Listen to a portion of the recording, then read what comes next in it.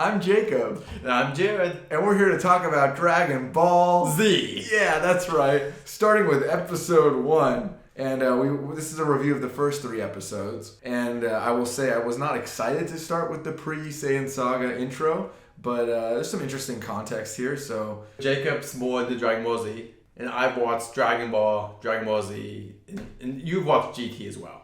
But you're more of a Z fan, I would say. Correct. Yeah. I'm more a fan of everything, though Z is the best. And I don't know if this even qualifies as Dragon Ball Z. I mean, technically, yes. right? Yes, it's the first episode, but the pacing of it, some of the filler that we saw, the animal interactions and all of this stuff, it still feels kind of proto, like this could slide right in the Red Ribbon Army saga or something. Which is like what I put in my notes as well, which was that it connects to Dragon Ball way better. It's bad if you don't like it, but it connects to Dragon Ball. A lot of the humor is there. I was genuinely laughing at the tiger because it was so stupid, the filler of the tiger, but it was very Dragon Ball. Like, that's just like what happened. Like, oh, it's this animal in the row, and then, oh, Goku's stronger than it type situation, and it was a fun thing, but yeah, it's all filler in that, like, what I was really surprised about is that the chapter 1 of the manga, which we looked up, ends at the same place as episode 1. We both swore that this saga went a little bit faster than it does. Yeah, I remember it being very high stakes, not to cut ahead, but in the first episode, the stakes do not feel very high. I'm not worried about this tiger defeating humanity. I'm not worried about the farmer and his family. There's just no stakes. It's all mysterious and ominous, I guess, and all of that.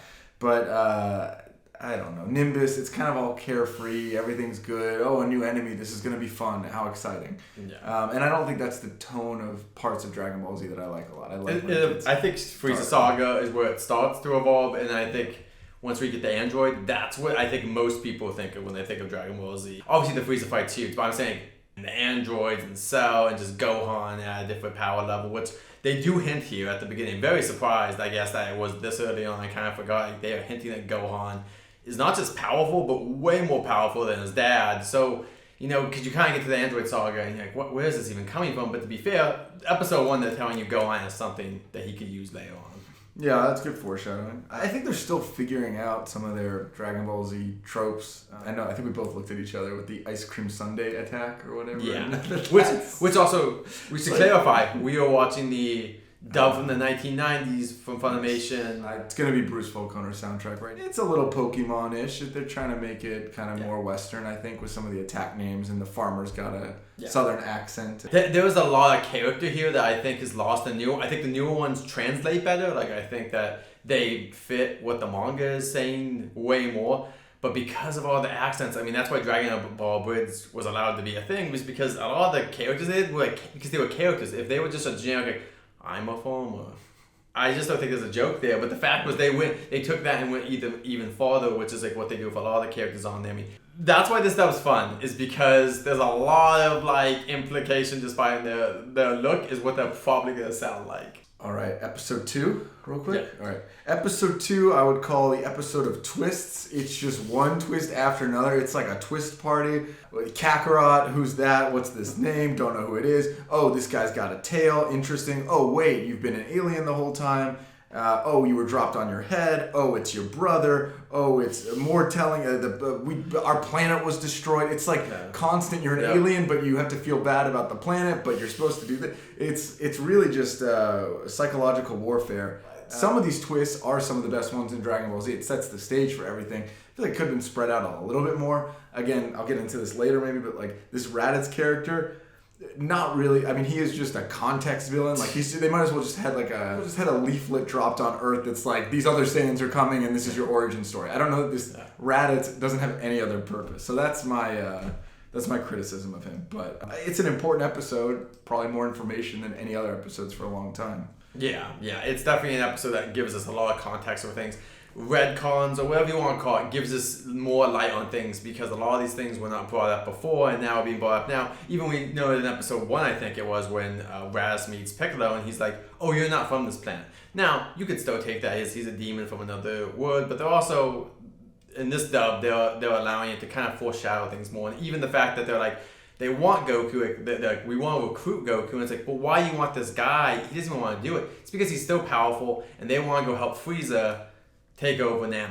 Now, once again, that's probably not what the manga is saying exactly 1-to-1, but like because this dub has the knowledge, it can foreshadow things like that or have fun with it.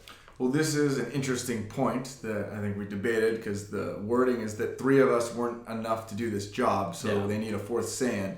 And we're assuming the job is Namek. Right now, they're saying that the planet's been destroyed by a comet, which is a very common... And also, we're getting set up now in the beginning. We've already kind of had this happen with Tia and Shinhan and some other characters. Every saga is basically villain from the last saga now join you, or someone from the last saga you did like joining you because you need their power to beat someone. Piccolo and Goku are now friends here, completely different goals, but they still fight together because they have to. And literally afterwards, Piccolo's going to take his son and train him because he has to. He has no choice. I think it's some of the weakest aligned interests, though. Like, it doesn't really work for me. I know, like you're saying, this anti-hero thing where, like, Vegeta's basically going to be this Piccolo character in, like, another 40 episodes. Yeah. But Piccolo's reason is that he doesn't want the planet blown up. He wants to enslave everyone. Yeah.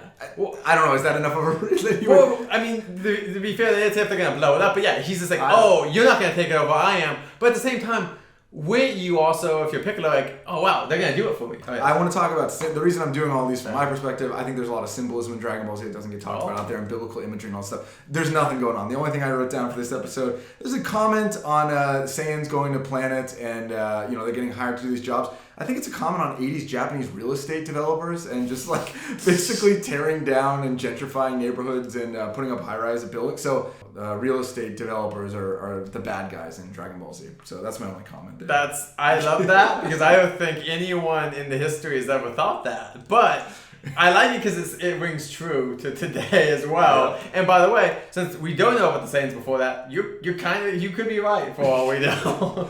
All right, episode 3. You want to go there? Alright, so let's go to episode 3, which is just that, like, I actually think that Raditz in a way is one of those ones that actually does know Goku better than he's given credit for, like, becoming way more powerful than he is. Like, I was frustrated at the beginning of episode 3. This is like, we're in like 40 minutes, 50 minutes of Dragon Ball, and I've seen someone use a tail to whack Krillin and a knee to Goku. Someone recommends, hey, there's this new anime, it's a fighting show, to watch an hour of it, and you see, like, 2 little attack moves. So, suspense is the name of the game with this show. Raditz seems obsessed with power levels. I don't know what his deal is. It's like some weird drama where he just keeps reading them, and this can't be right, but I'm not going to use it again, and then he just keeps reading power levels. Oh, it's 2. You took off your clothes. Now it's 10 levels high. Yeah. Like, I don't know if this was like an intentional direction that they just didn't go, where power levels, again, don't matter. I know people always talk about that, but it seems like an unhealthy addiction. You should talk to his therapist about how much he's using that scouter in this episode. They used to have that many shots because in the manga, it's a pretty quick fight. We know that. It's a very quick fight. The only points of filler right now with like animals and things on the side versus like fight filler which starts coming in later. But yeah, first 3 episodes, it's definitely Dragon Ball, and I think most of them do not start the strongest. I think that Dragon Ball is definitely a slow burn where it slowly gets better. There has to be lots of build up. Lots of telling you about the universe. The more interesting things comes later because they just have to set everything up. And that's just the way that Toriyama's style is he just loves setting things up and then there's really good payoffs later. All right, well, don't skip to the Frieza saga because episode 4 is coming next.